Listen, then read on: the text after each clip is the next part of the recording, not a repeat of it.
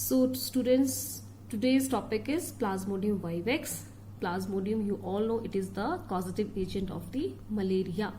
Now if we elaborate this name, malaria, it comes from two words, mala and area. The mal word means bad and area means air. So जब पहले हमें इस disease के बारे में पता नहीं था, so it was believed that the areas which smell badly और जहां पे बहुत ज्यादा फाउल स्मेल आ रही है वहीं पर ये डिजीज जो है ज्यादा स्प्रेड होगा. लेकिन लेटर ऑन वो बाद में पता चल गया था कि वो जहां पर हाइजीनिक कंडीशन ठीक नहीं है, जहां पे सैनिटरी कंडीशंस ठीक नहीं है, वहीं पर ये जो आपका malarial parasite that is the Plasmodium, ये वहां पर ज्यादा प्रेवलेंट होगा, वहां पे ज्यादा देखने को मिलेगा. ठीक है, तो काफी बाद में approximately in 1886 and 1898 Golgi and Ross, both of these two people, they gave the life cycle of the malarial parasite that is the plasmodium, and they demonstrated that this disease is spread through the anopheles mosquito, the female anopheles mosquito. ठीक है, पूरा life cycle बताया और ये कैसे फैलता है. ये जब हमारे सामने ये चीजें आ गई तो काफी ज्यादा जो इससे रिलेटेड मिथ्स थे वो सॉल्व हो गए और हमें इस डिजीज को इरेडिकेट करने में भी बहुत सारी हेल्प मिली. Now this Plasmodium, you all know it is a protozoan. आपने इसकी क्लासिफिकेशन जरूर करनी है. जैसे मैंने आपको एंटीमीबा के लिए भी कहा था कि जब क्वेश्चन मॉर्फोलॉजी के ऊपर आता है तो हमें क्लासिफिकेशन देनी है. अगर हम एंटीमीबा की मॉर्फोलॉजी की बात करते हैं तो हमने मैग्ना और बायोरिटा फॉर्म उनको अच्छे से एक्सप्लेन करना है. ऐसे ही जब आपको क्वेश्चन आएगा explain the morphology of Plasmodium, तब आपने इसके लाइफ साइकिल में आने वाले कुछ एक स्ट्रक्चर्स हैं जो मैं आपको बताऊंगी ड्यूरिंग द लाइफ साइकिल, उनको आपने अच्छे से एक्सप्लेन करना है और साथ में इसकी क्लासिफिकेशन भी करनी है. जो भी पैरासाइट्स हम स्टडी करेंगे सबकी क्लासिफिकेशन हमने लर्न करनी है.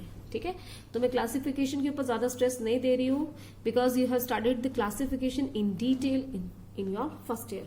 Now coming to the different species of the malarial parasite that is the plasmodium, there are the four main species which infect the man in different areas causing malaria. First is the Plasmodium malariae, next is the Plasmodium vivax, then is Plasmodium falciparum and Plasmodium ovale. Out of these, the Plasmodium vivax is cosmopolitan and it is the reason for the malaria all over the world, and the rarest one is the Plasmodium ovale. Basic सा life cycle या basic structure सबका same है, लेकिन थोड़े थोड़े जो differences हैं वो सब में हमें देखने को मिलेंगे. ठीक है, so in this chapter we are going to study the detail life cycle and morphology of Plasmodium vivax which is the most commonest form of the Plasmodium. Now if we talk about the host, the Plasmodium, it have the digenetic life cycle. Digenetic life cycle, it means it have two hosts. One is the primary host and another is the secondary host. So here primary host is Anopheles. Okay, Anopheles is the primary host and the secondary host is the man. You all know primary host is the host in which a parasite completes its sexual phase of the life cycle or in which the sexual reproduction that occurs. ठीक है, और man में asexual reproduction होगी. Anopheles और man, ये दोनों के दोनों जो इसके होस्ट हैं, ये एक्सेप्शन है प्लाज्मोडियम के लिए, बिकॉज जो आप बाकी पैरासाइट स्टडी करेंगे वहां पे आप ये नोट करेंगे कि जो बड़ा होस्ट होता है, यानी स्पेशली जो मैन है, it act as the primary host, whereas the smaller host which is Anopheles और एनी अदर स्मॉलर वेक्टर और host that act as the secondary host.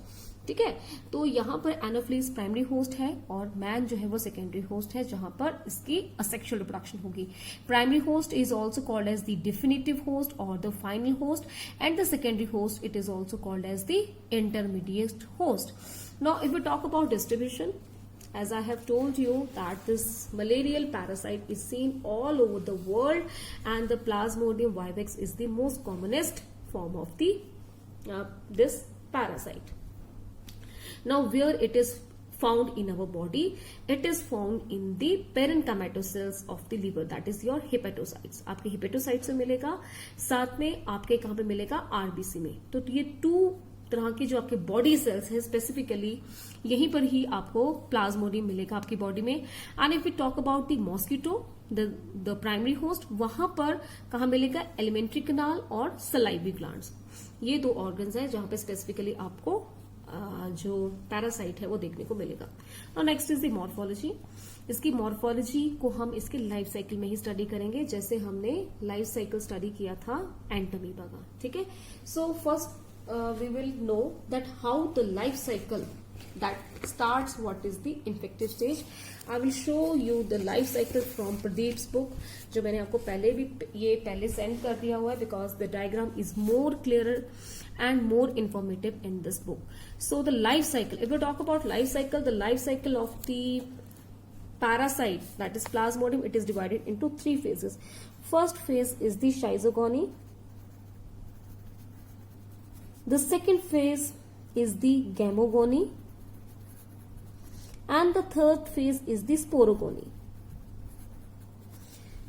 Schizogony, gamogony and sporogony. This schizogony that occurs in the human host, gamogony that starts in the human host but it is completed in the invertebrate host, that is your mosquito, whereas the sporogony, it takes place in the mosquito. Now let's start with the source of infection. This is the part of the life cycle which is seen in the man. So man, it have the asexual phase of life cycle. That's why man is called as the secondary host. And this diagram is showing the sexual phase of the life cycle of the parasite, which is seen in case of the mosquito. That's why it is called as the primary host. Now, how the man get infection? This is the sporozoid. Sporozoid is the stage of the life cycle of the Plasmodium which act as a source of infection or the infective stage. This is the infective stage. जैसे Entamoeba के लिए infective stage क्या थी? Infective stage was the tetranucleate or the quadrinucleate cyst for entamoeba.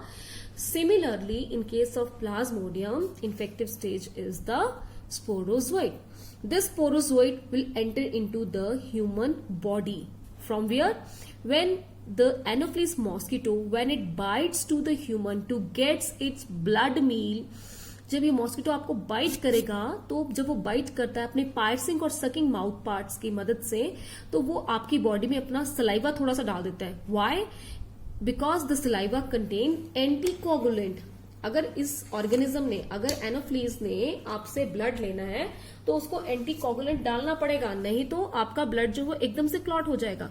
जो भी blood sucking animals होते हैं, दे enter a anticoagulant or they release an anticoagulant into your blood so that your blood may not coagulate and they can have a continuous supply of blood. ठीक है, चाहे वो आपका leches हो, चाहे ये आपके बग्स हो, चाहे वो आपके ये मॉस्किटोज हो, सभी के सभी एंटीकोगुलेंट रिलीज करते हैं.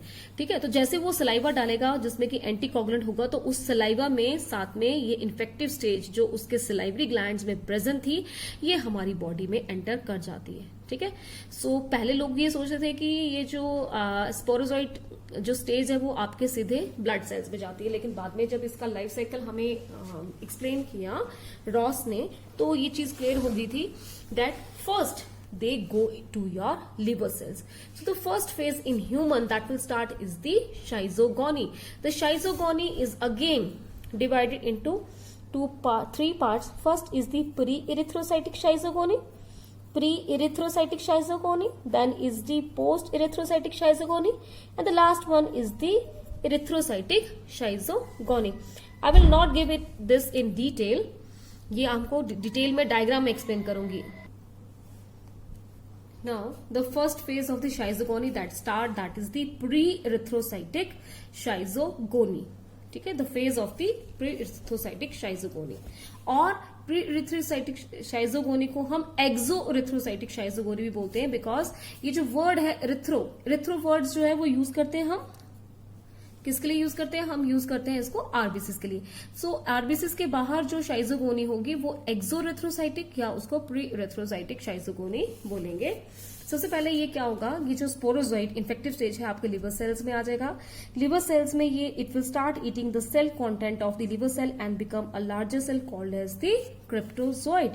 Now this cryptozoite again that become enlarged and enlarged structure, it is called as the schizont. अब ये जो शाइजोन वर्ड है इसी से ही नाम आया है आपका शाइजोगोनी। ये जो शाइजोन है ये वो सेल है जो इस वाली स्टेज का फुली मैच्योर्ड फॉर्म है। फुली मैच्योर्ड फॉर्म के बाद इसमें क्या होगा, फिशन होगा, यानी कि रिप्रोडक्शन होगा, asexual reproduction, and that asexual reproduction is the multiple fission. Now after multiple fission what happens, large number of minute tiny protozoans that comes out and these are called as the cryptomerozoite। ठीक है, यहां पर ये क्या बन गया था, cryptozoite बना था, और उसके बाद ये क्या बन गया आपका cryptomerozoite. Now this minute cell that is the cryptozoites, they will again enter to the new liver cells and reinfect in the same way. First of all they will form the larger cell called as the metacryptozoite. This will enlarge in size and become fully mature called as the pre-erythrocytic schizont।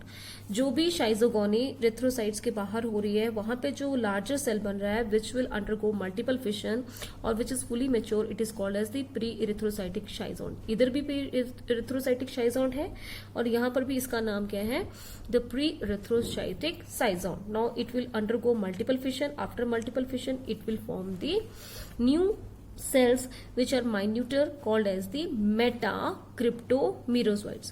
So बिल्कुल simple सा life cycle है इसमें, इसका हमने confuse नहीं होना है, हम नाम को लेके कंफ्यूज हो जाते हैं।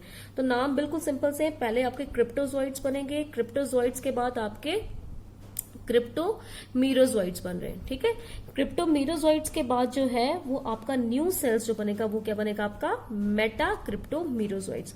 अभी मेटाक्रिप्टोमेरोजोइट्स बच्चों दो तरह से बनते हैं, एक बनते हैं मैक्रो सेल्स और एक बनते हैं माइक्रो सेल्स।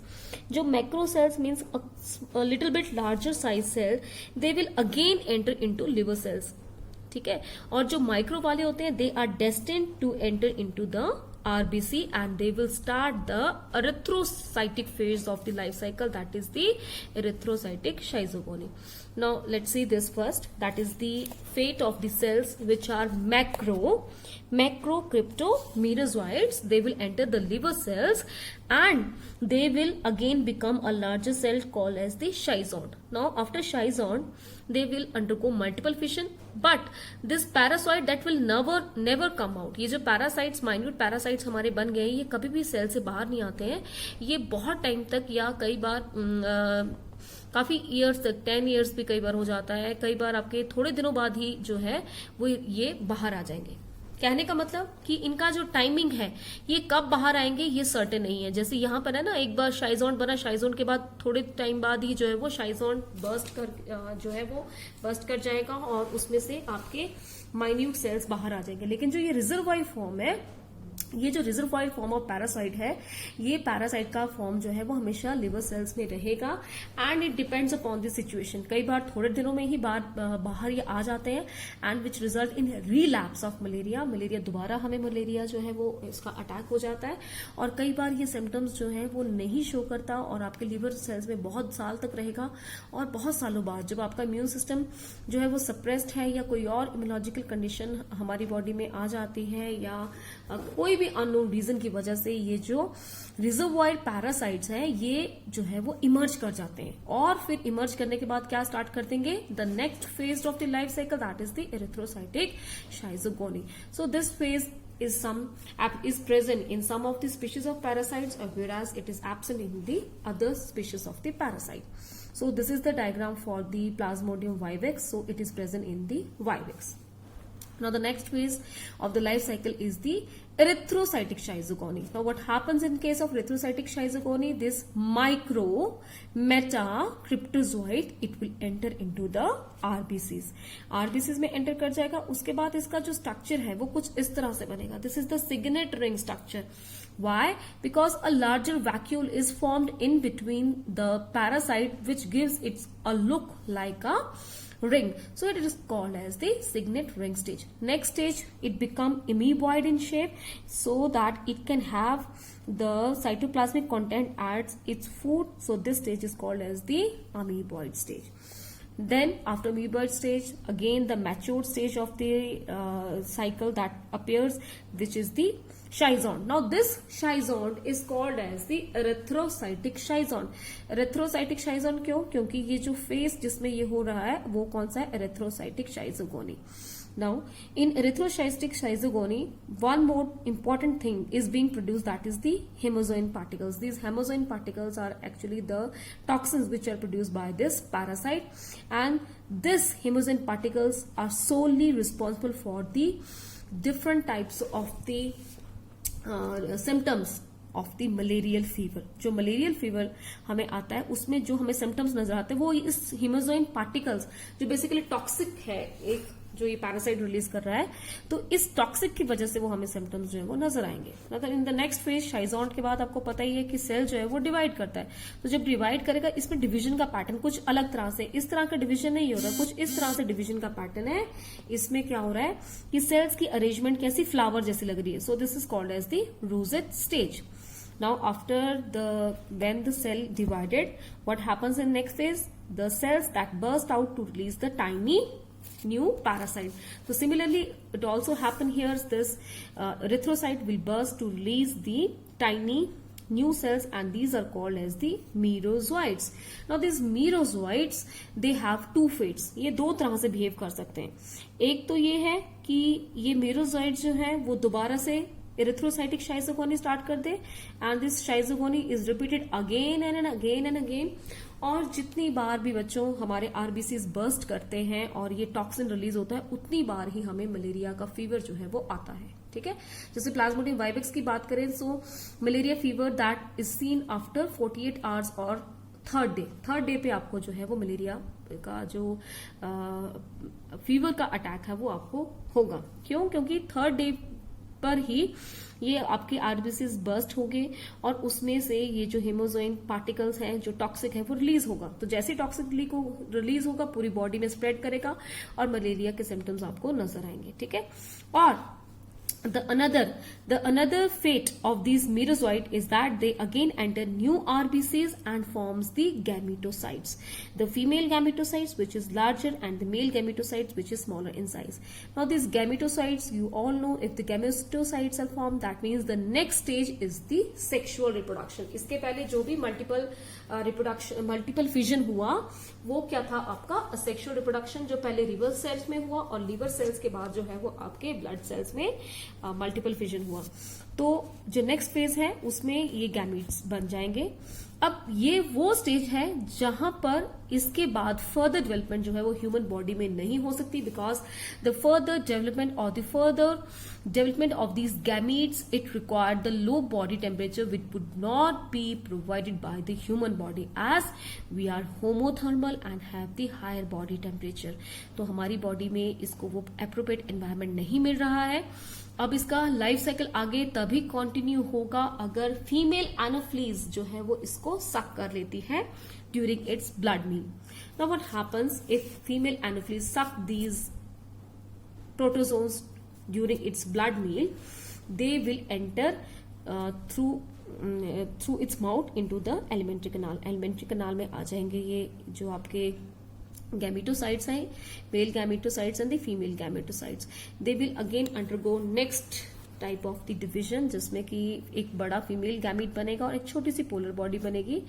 जैसे कि ह्यूमन के केस में पोलर बॉडीज बनती हैं, मेल गैमीट फॉर्मेशन में भी थोड़ा सा अलग सा इसमें हमें स्ट्रक्चर देखने को मिलता है. और बाद में जो मेल गैमीट्स हैं वो कुछ इस तरह से टेपरिंग से स्ट्रक्चर्स जो है वो मेल गैमेट्स बनते हैं और एक लार्जर आपका फीमेल गैमेट बनेगा. Now the fusion of the male and female gamete that will result in fertilization, and after fertilization a zygote is formed. Now this zygote will again convert into morphological different structure which is having the tapering ends, and it is called as the ookinete. Now this ookinete will penetrate into the stomach wall of the mosquito. इस mosquito के stomach wall में जो है वो enter कर जाएगा. ठीक है, और यहाँ पे एक सिस्ट के फॉर्म में जो है वो डेवलप होना स्टार्ट हो जाएगा, which is called as the oocyst. Now this oocyst after some time will undergo multiple fission and will result in the release of large number of minute cells called as the sporozoites. ठीक है। तो ये stomach में बहुत सारे जो stomach में cyst है स्टमक के ऊपर, उसमें बहुत सारे स्पोरोजोइड्स जो है हमको वो नजर आ रहे हैं। Now this sporozoites will be distributed in the entire body, और साथ में ये आपके सलाइवरी ग्लैंड्स में भी चले जाएंगे मॉस्किटो के, और फिर ये सलाइवरी ग्लैंड से आगे इनकी फर्दर डेवलपमेंट मॉस्किटो में नहीं हो सकती, because the further development they require high temperature, जो हमारी बॉडी में ही मिलेगा। तो अब ये मॉस्किटो जो है वो जब ह्यूमन को बाइट करेगा तभी इसका फर्दर लाइफ साइकिल जो है वो कंप्लीट होगा। सो this is the life cycle of Plasmodium in which 2 hosts are there. One is this is the sexual phase which is completed in mosquito, and this is the asexual phase which is being completed in the man. Map लिखा है यहाँ पे, ये क्या आ जाएगा, man आ जाएगा, ठीक है। सो बहुत इंपॉर्टेंट है ये और बहुत ही सिंपल है, तो हमने बहुत अच्छे से इसको करना है। बच्चे अक्सर ही इसके नेम्स में कंफ्यूज हो जाते हैं, ठीक है, तो कंफ्यूजन कुछ भी नहीं है, आपने बस थोड़ा सा ध्यान से इसको जो है वो स्टडी करना है। Next coming to the pathogenesis. Now in case of malaria you all know we see the malarial fever.